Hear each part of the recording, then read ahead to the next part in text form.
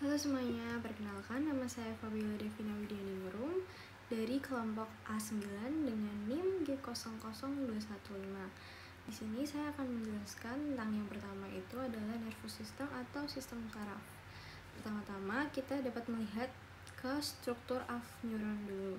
Jadi neuron ini terdiri dari beberapa struktur. Yang ada dendrit. Dendrit itu seperti cabang-cabang dari soma atau badan dari neuron tersebut. Lalu soma ini memiliki inti yang disebut nukleus. Lalu selanjutnya ada akson. Akson ini merupakan penyambung atau kabel rangsang dari badan sel atau soma menuju ke terminal akson untuk disalurkan ke neuron berikutnya atau disalurkan ke organ yang dituju. Lalu selanjutnya kita lanjut ke nervous system yang terbagi menjadi dua bagian. Yang pertama itu ada central nervous system atau sistem saraf pusat yang terdiri dari yang pertama otak dan yang kedua medula. Lalu bagian keduanya adalah peripheral nervous system atau yang berada di tepi yang ditunjukkan oleh warna kuning. Sedangkan kalau yang central nervous system itu ditunjukkan oleh warna merah muda. Kemudian di sini kita akan membahas tentang peripheral nervous system. Jadi di peripheral nervous system ini ada yang pertama itu nukleus. Penjelasan dari nukleus itu adalah kumpulan badan, sel atau soma di sistem saraf pusat. Lalu yang kedua ada traktus. Traktus itu adalah kumpulan berkas-berkas akson pada sistem saraf pusat yang berakhir di nukleus atau ganglion. Lalu yang ketiga ganglion. Ganglion sendiri itu adalah kumpulan badan, sel atau soma pada sistem saraf perifer atau peripheral nervous system. Lalu yang keempat itu ada nervus atau kumpulan berkas-berkas akson di sistem saraf perifer yang bisa berakhir di ganglion atau di organ perifer yang menjulur bebas. Lalu yang kelima itu ada plexus atau anyaman nervus di perifer. Jadi selanjutnya di sini dijelaskan bahwa peripheral nervous system itu adalah sistem yang kompleks. Jadi satu nervus itu dapat terdiri dari dua-duanya bisa efferent atau motorik atau efferent atau sensorik. Lalu di sini saya akan menjelaskan tentang sistem saraf pusat dan perifer. Jadi sistem saraf itu kan terbagi menjadi dua, pusat dan perifer. Kalau yang pusat itu nanti akan dibagi lagi menjadi encephalon dan medulla spinalis. Sedangkan kalau yang perifer itu terdiri dari sensorik atau afferent dan juga motorik atau efferent. Yang sensorik itu terbagi menjadi dua, yaitu somatosensori dan juga viscerosensori. Sedangkan kalau yang motorik itu terdiri dari somatik dan otonom. Di sistem afferent atau sensorik itu kan yang pertama ada viscerosensor. Nah, viscerosensor ini adalah di mana sistem ini mendeteksi sinyal rasa sakit, nyeri, gangguan, dan semua jaras afferent dari organ-organ dalam atau viscera. Lalu yang kedua ada somatosensor. Somatosensor ini adalah di mana sistem ini mendeteksi sinyal rasa sakit, nyeri, gatal, gangguan, dan semua jaras afferent dari selain organ-organ dalam atau viscera. Sistem ini akan dibedakan lagi menjadi general somatosensori dan special somatosensori. Sedangkan untuk sistem saraf efferent itu terdiri dari visceromotor atau yang biasa disebut sistem saraf otonom. Sistem saraf otonom ini bekerja secara tidak sadar untuk menginervasi organ-organ dalam. Sistem ini terdiri lagi dari simpatis dan parasimpatis. Simpatis ini memberi perintah fight or flight, sementara parasimpatis memberi perintah rest or digest. Lalu yang kedua ada somatik atau biasa disebut sistem saraf volunteer yang bekerja secara sadar dan dapat dikontrol secara sadar. Contohnya adalah nervi yang menginervasi otot-otot anggota gerak. Sekian penjelasan untuk nervous system. Selanjutnya kita akan lanjut ke materi berikutnya, yaitu tentang arteri system. Jadi di bagian ini itu menunjukkan tentang arch of the aorta. Pada arcus aorta akan muncul 3 percabangan arteri sedang yang membawa darah ke bagian ekstremitas atas dan kepala. Ketiga percabangan tersebut adalah yang pertama truncus brachiocephalica.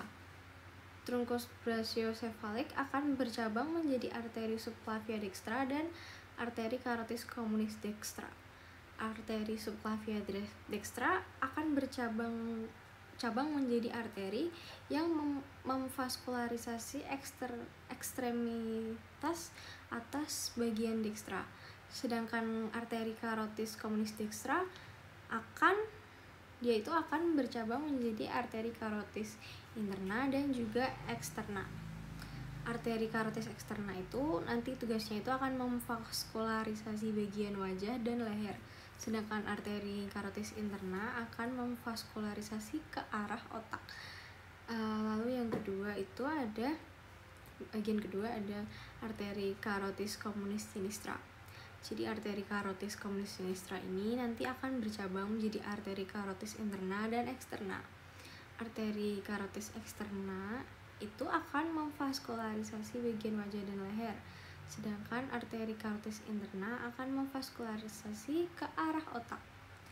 Yang ketiga, arteri subclavia sinistra. Arteri subclavia sinistra akan memvaskularisasi bagian ekstremitas atas bagian sinistra. Kemudian di sini ditunjukkan bagian-bagiannya. Jadi di sebelah kiri itu ada right common carotid, terus right vertebral, right subclavian, right axillary atau ketiak, right brachial, right internal thoracic, lalu di bawahnya adalah right radial dan right ulnar, lalu ada right deep palmar arch, right palmar metacarpal, right superficial palmar arch, right common palmar digital, dan right proper palmar digital. Lalu di bagian sebelah sini ada brachiocephalic trunk, left common carotid, left subclavian, dan arch of aorta. Lalu di gambar yang sebelah kanan itu ditunjukkan right common iliac, right internal iliac, right external iliac. Lalu ada abdominal aorta, left common iliac, right deep artery of the thigh, right femoral, right popliteal, right anterior tibial, right posterior tibial, right tibular, right dorsal artery of foot, right dorsal metatarsal, dan right dorsal digital. Lalu di sebelah kanannya ada right lateral plantar, right media plantar, right plantar arch, right plantar metatarsal, dan right plantar digital. Jadi cukup sekian untuk penjelasan untuk nervous system. Selanjutnya kita akan lanjut ke venous system. Jadi yang pertama-tama, vena itu adalah pembuluh darah yang membawa darah mendekati jantung. Untuk memahami sistem vena, kita harus mengerti dulu bahwa semua vena itu pada akhirnya akan bermuara ke atrium kanan, kecuali vena pulmonalis. Vena-vena yang bermuara langsung ke atrium kanan itu adalah vena cava superior, vena cava inferior, sinus coronarius, dan juga vena-vena cardiaca minime. Vena cardiaca minime dan sinus coronarius itu mendrainase darah dari jantung kembali ke jantung. Ya, dan lalu kita akan coba memahami vena cava. Selanjutnya kita akan membahas tentang vena cava superior. Vena cava superior itu adalah muara dari tiga besar, yaitu penggabungan dua vena besar, dua vena brachiocephalica, dan juga vena azygos. Masing-masing vena brachiocephalica adalah muara dari vena-vena besar yang berakhir untuk mendrainase darah, skeleton trunci, kepala, otak, dan ekstremitas atas. Lalu kemudian ada vena azygos. Vena azygos itu adalah vena yang mendrainase dari vena-vena interkostal kiri. Vena azygos ini dia akan menyilang ke kanan, membentuk dua percabangan yang disebut dengan vena hemiazygos accessoria dan juga vena hemiazygos. Lalu selanjutnya ada vena cava inferior. Vena cava inferior ini akan mendrainase darah dari bagian organ-organ viscera dan ekstremitas inferior. Di ujung vena cava inferior, di bagian pinggul tepatnya, vena cava inferior adalah muara dari sepasang vena-vena iliaca communis yang mendrainase darah dari ekstremitas inferior.